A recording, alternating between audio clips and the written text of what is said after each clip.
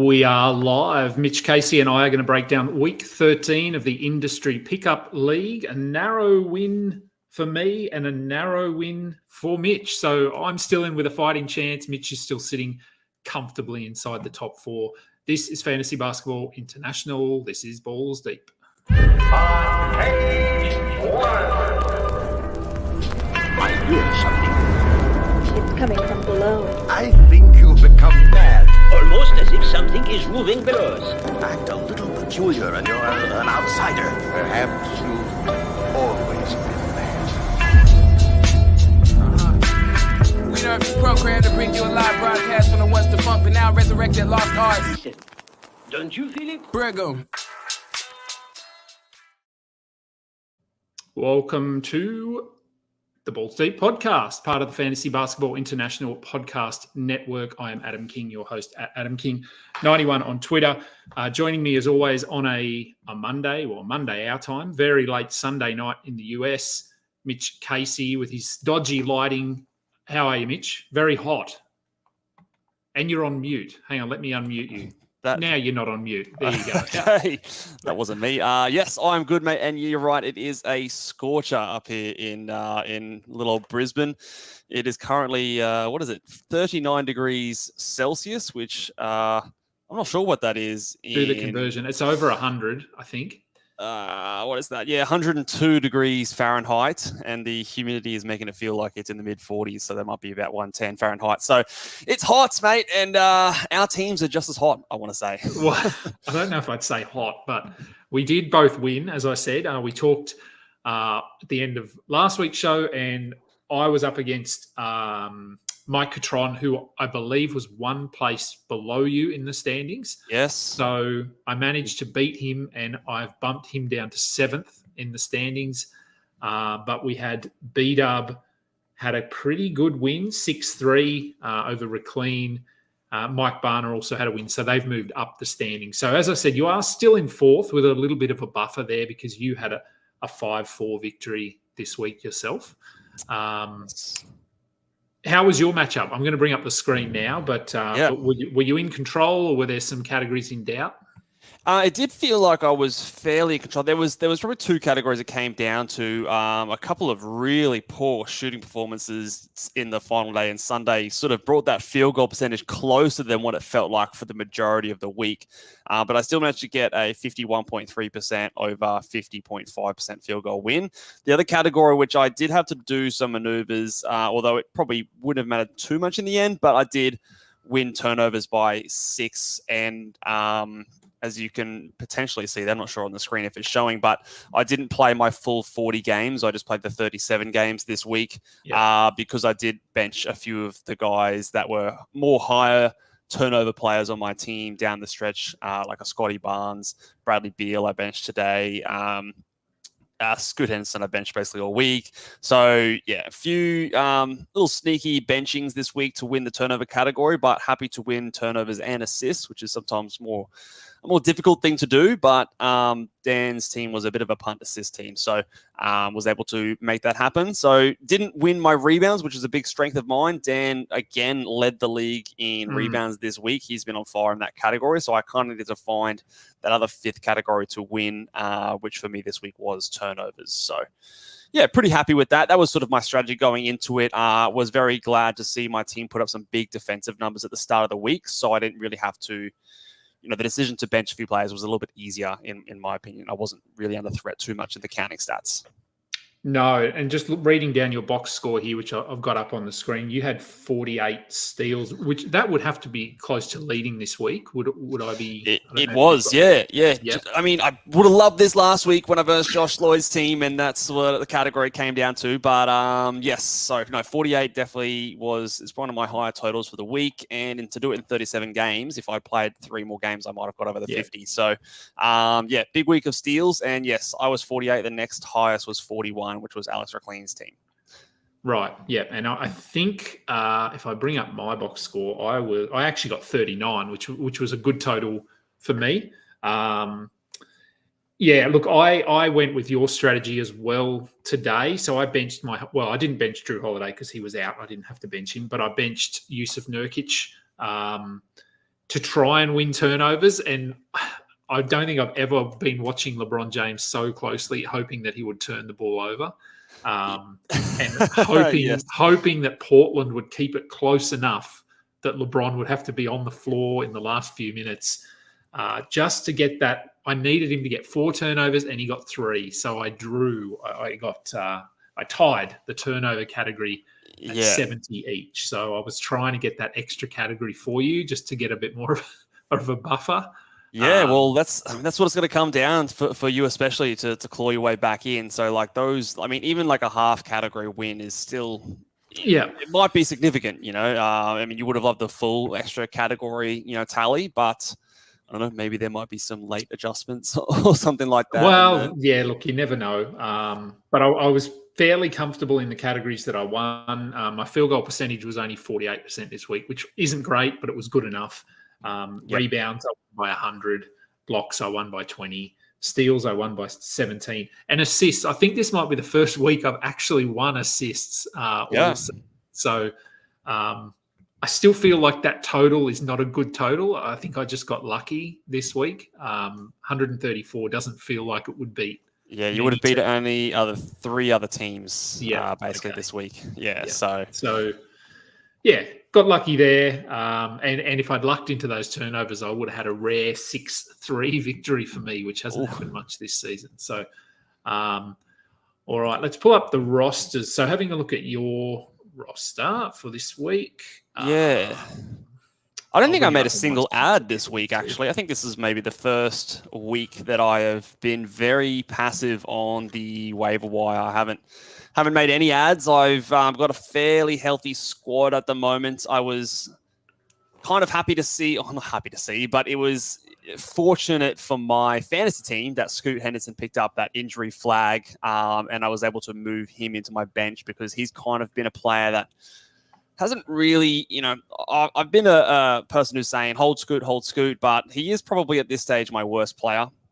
So the fact that he picked up that red flag, I was able to move the healthy Derek Lively, who returned this week, onto my starting roster and move Scoot to my bench. So he's kind of sitting there until, or if I need another, if another player goes down with an injury, I can sort of swap them in there. So I don't need to drop them straight away. So sort of, taking advantage of a little bit of a loophole in the rules there. But as for ads and drops, pretty much have the same team that I did last week. And obviously the old, if it ain't broke, don't fix it kind of strategy going into this one. So see how this one takes me along. And I think it was a pretty good week all up. So I'm not going to make any wholesale changes. No, there's not many red flags there, which is always nice. Evan Mobley, obviously, he's been out since you traded for him. Yet to play a game. Giannis, he's sort of one of those guys like a LeBron. He always has a red flag there, and then it disappears, and then it comes back, and then it disappears. So I think... Did he actually miss any games this week? He did miss one game. Yes, he did miss one game. So, look, in all honesty, it's not the worst week for him to miss for my team. Again, it wasn't. I don't think his games miss would have propelled me to win in rebounds, which was the only other category that was pretty close in. So, to be honest, it's not a bad week for him to miss a game. No, and he's probable for tomorrow, I believe. So, you've got some decisions to make tomorrow. You've got but majority of your players are active tomorrow. So some lineup decisions depending on who you're matched up with. I mean, look, running down your roster here, we know most of these guys, who they are, what they do. Vince Williams, I've had some questions about him. Are we holding him? Are we not holding him? What are your thoughts on him at the moment? Yeah, I mean, I'm definitely holding him. Like he's basically given us nearly 2 steals in every game for the last 4, bar just his most recent game where he had 14, 5, 2, and 1 steals. So the steals are nice. The assists have been really solid. He's going to be inconsistent being the younger player that he is, but for the purposes of my team, he gives me some solid defensive stats, some solid assists. The rebounds are pretty decent as well. I can cover his poorer percentages. In saying that, though, he had a 9 of 10 free throw game just 2 games ago. So, he exploded for that game against Golden State where he played 38 minutes and went 24, 7, 4, 2, and a block with great percentages in that game. The last two have been obviously a step down from that, but still good. So I really, unless you're in a very shallow, like, an 8-team league, I would absolutely be holding on to Vince Williams. I've had no issues saying that. And his minutes are still high. So yeah, I think he's fine to hold. Absolutely. And are you considering GG Jackson a must roster? Because I've sort of, he had those two really nice games and then he's basically done nothing in the next two. For me, the only guys I'm rostering in Memphis are Vince, Tillman, and Luke Kennard. They're the only three that I sort of see as guys that have to be rostered. And I think GG will be one of these guys if you can stash him. But we've seen he's going to be pretty inconsistent and I'm not bothering with him at the moment. Yeah, I don't think he's a must roster by any stretch. I think he almost reminds me a little bit of like a Jonathan Kuminga sort of type where he can have games where he scores pretty well. He probably, in all fairness to him, he probably has a little bit of a higher upside just from a category rankings point of view. But it can be empty, I think, is the way I kind of see his game. It's scoring, and if it doesn't go in, then he might also get, see his minutes lowered down as a result. It might depend on who else is in the lineup on that given day. So I think there will be lots of ups and downs, and I think when it's all said and done, it might not be worth rostering. Look, if you're at the top of the standings, you can afford to, cop some L's in the meantime, then sure you can if there's nothing better on your waiver wire. But no, I don't think he's a must roster player at this stage. Pulling up my roster, a few more red flags here. Oh, no. Obviously, Marcus Smart and Chris Paul, obviously, they're sitting in my IR spots. I feel like I'm going to move at least Marcus Smart in the next week or two. If someone picks up a 1-week injury or something like that. But at the moment, it's all been sort of day-to-day kind of stuff and questionable. And I had to be selective with my roster anyway last week. Yep. So it didn't really matter. Drew Holiday, he's dealing with an elbow, I think, isn't it? Yeah, elbow, which has been sort of a nagging thing for a few weeks now. Tillman missed yesterday, but I think he's questionable tomorrow. Drummond is probable. Nick Richards is out with an ankle injury. And Wembanyama is, when he's on the court, no complaints at all, but he's still sitting those back-to-backs, which is a little bit frustrating. So I haven't looked at the schedule for next week, but I know they have one back-to-back. They have 4 games. So I'm hoping that I get 3 games out of Wemby next week. So back-to-back Friday, Saturday. Yeah, okay. Yeah. So it looks like you would hope that he plays the Saturday because that's obviously fewer games on that one. The Friday, you've got a few more. So you can probably cover his spot there. But I guess... the weekly limit is good for that reason because if you cop a few little injuries here and there, you're not going to lose a game's played unless it's one of those weird weeks that we had at the start of the season. So you can afford to hold some of those guys where in a different position you might instantly need to drop. Be a bit more selective. Look, I mean, some of my guys were pretty good. Like DeJounte Murray's been good the last couple of weeks. Josh Giddey, he's up and down. He's had good games, but then he's had some poor games as well. But certainly looking better. Markelle Fultz. Let's spend 30 seconds on Markelle Fultz just because you've held on. I've held on, and I've told people to hold on despite the trash that he was putting out. But today he started, so I wasn't sure he was going to move into the starting lineup just yet. But they moved him into there today, and he had 12 points. 1 rebound, 4 assists, 2 steals, 2 blocks, 6 of 8 from the field. Yep. And that's what you want from Markelle Fultz. And they won as well. They obviously got the W, so hopefully that reinforces them to continue going with that. So, I think the arrow is pointing up. Now, you might ask the question, was it worth the wait? But, I think he is someone that you probably should have on your roster at this point. So I'm glad he's there for you now, Kingy, and hopefully this means some good things. Carry me to the playoffs. I'm still doubtful, but we'll see. Those steal numbers have been nice at least. So, and which is one of those categories for yourself that might be the difference maker. So, assists and steals. So no, look, I'm pretty happy with my team. I don't foresee any wholesale changes on my squad either. At the moment, possibly Larry Nance. He's been a little bit down the last couple of games, so I'll keep an eye on what his minutes are doing. Andre Drummond, he just keeps teasing me. Like he'll do nothing, and then I think I benched him yesterday, and he had 15 and 10 with 4 steals.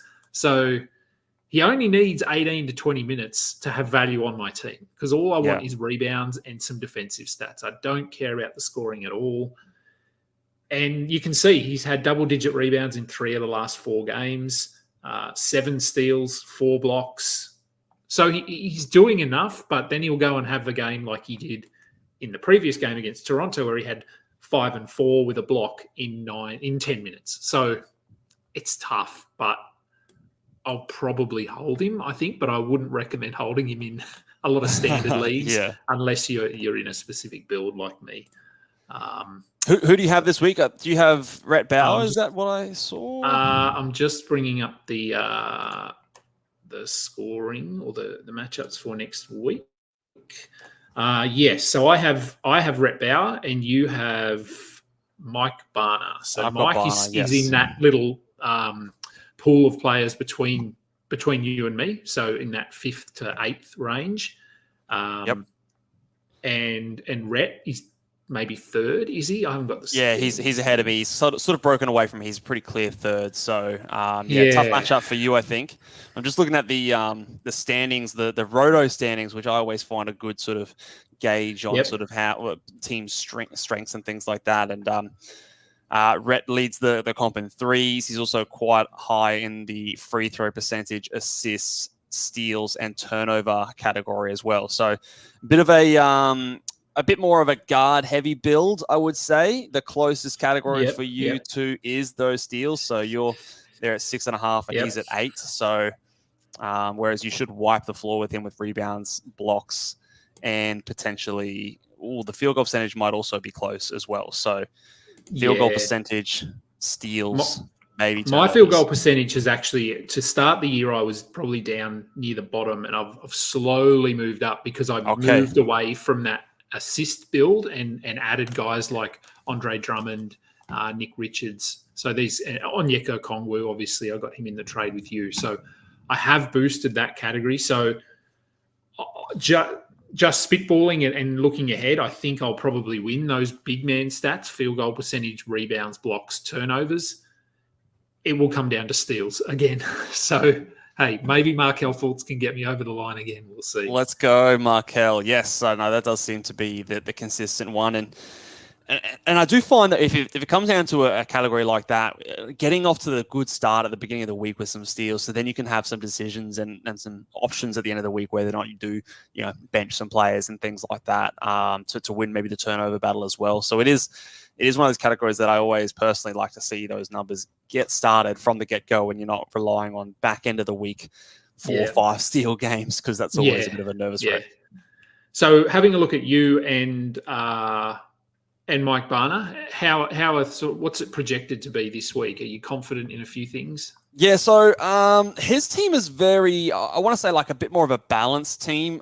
He's kind of good across the board outside of the steals there. So I do feel very comfortable. He's the last in the league when it comes to steals. So that might be his punt category. So, which is a very up and down category. So it's good to sort of have a breath with that one this week. I think a big key point for us this week is going to be the block numbers, and he also sometimes pops up towards the top in terms of the rebounds. So my big men are going to need to step up their game this week. So I'm going to be, if I've got some decisions between my guards and some of the big guys, I will be starting those big guys in favor to try and elevate my blocks and field goal percentage and rebounds. And hopefully I can kind of coast through the assists and steals, which I sometimes need to really push for in other matchups. So hopefully, and the turnovers are actually quite close with us too. So if I do bench some of those guards, maybe I can also win the turnovers. So if I can get him in that 6-3, only conceding sort of points, threes, and free throw percentage, that will help you out there, Kingy, and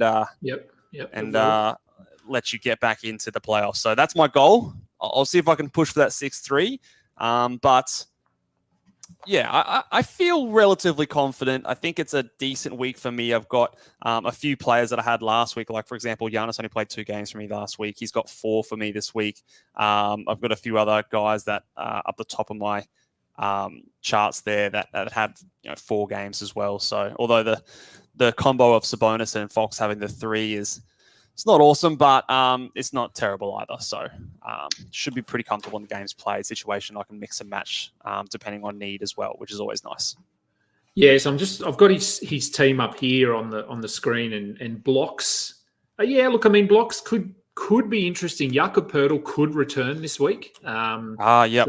So he was. I was just reading the update. So due to be reevaluated in a week, and that was a week ago. So he could be back. Jabari Smith, he missed today's game with his ankle injury. If he plays, he can get 2 or 3 blocks randomly in a game.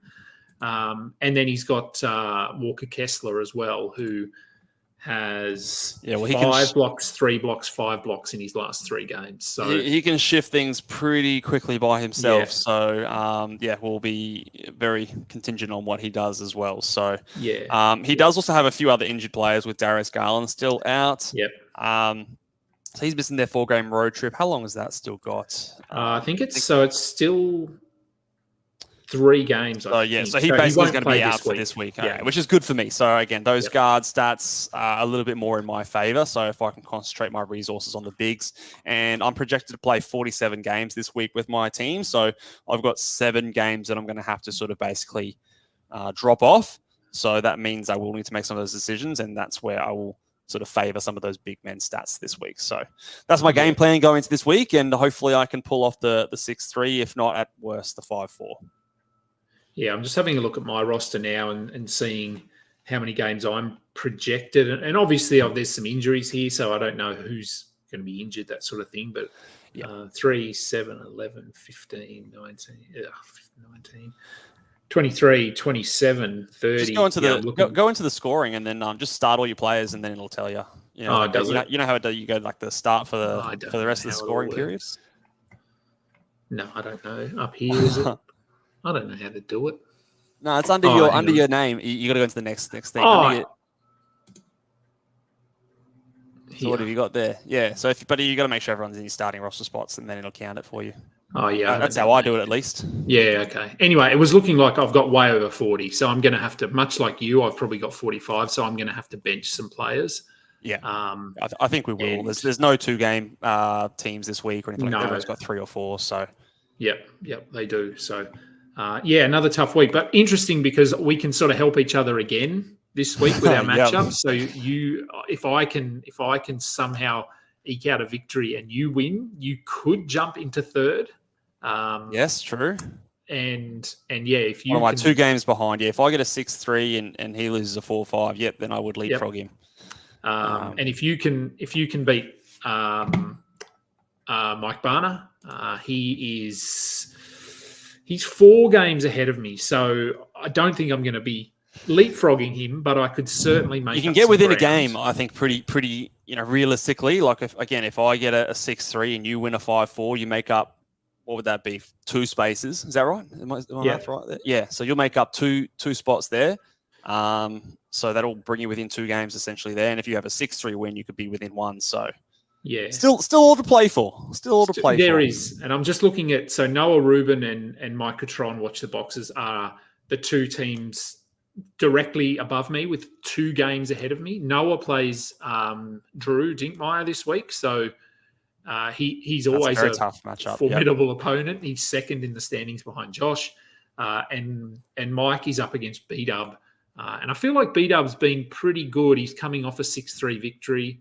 B-Dub's been very up and down to me. I feel like he has big wins and big losses. So so hopefully this is a big win week for him because he is above me in the standings as well, and I'm not likely to catch him, but I could catch Mike. So you want B-Dub and above to just keep winning, and anyone below B-Dub except for yourself to keep losing. Essentially, is the way you want it to go. So I do need a bit of luck, but I think I've won 3 in a row now. Here you go. So, look, I'm doing what I can, and we'll see next week. I might have moved up a position next week. We'll wait and see. All right, I'm pulling for you, mate. I'm pulling for you. we're trying. Aussies have got to stick together, don't we? There's a few of us in this league, and That's I don't right. I don't want to let the team down. I'm last. Oh yeah, no, you don't want to wear the last Aussie crown. That's a lonely place to be. No. So yeah, look, we'll wrap it up there. I'm going to let you go and do whatever you're doing in the heat up there. Probably not. I'll much. run back downstairs into the aircon. That's what I'm going to be doing.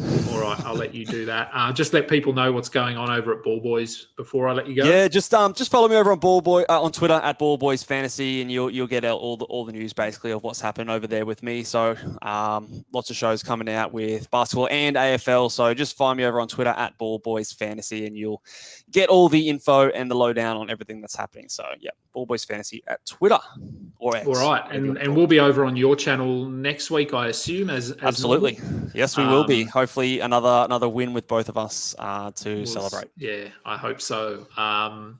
At Adam King 91 on Twitter is where you can find me. At FBI Basketball is where you can find us. Check us out on YouTube. Go over, give us a thumbs up, subscribe. Numbers are going up slowly, but we know once people are in the grind, they find their shows and they stick to them. So our content is building nicely. We've got some regular shows and no AFL like you, but we'll be doing plenty. Even through the off season, we'll be ramping up that content. Good to see. So thank you for tuning in, everybody. Until next time, catch up.